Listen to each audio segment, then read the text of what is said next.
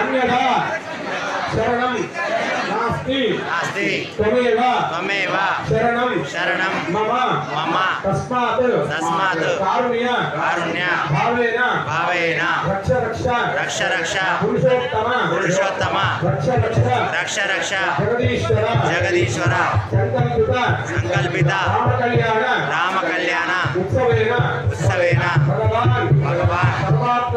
श्री सीतारामचंद्र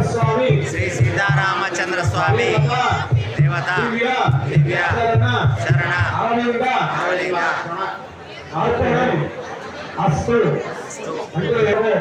అన్నిదా శరణాస్తి మొక్కుతే తప్పకుండా రాముడికి ఉన్న కోరికలన్నీ కూడా నెరవేరుస్తారు.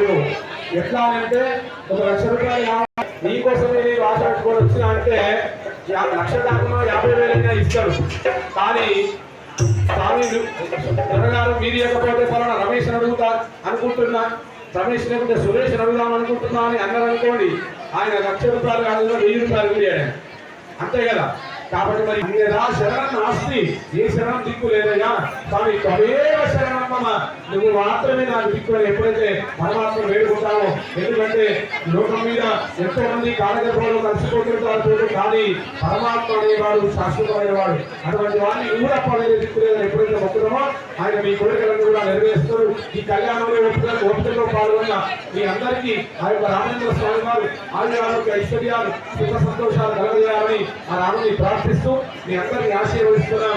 లోకా సమస్త సుఖినో భవంతు, లోకా సమస్త సుఖినో భవంతు, లోకా సమస్త సుఖినో భవంతు. చివరగా ఒక మాట ఏంటి అంటే, లోకమంతా సుభిక్షంగా ఉండాలి అని మనం మనస్ఫూర్తిగా మనసా వాచ కర్మణ వేడుకోవాలి. అటువంటి మనస్సు మనందరికీ రావాలి.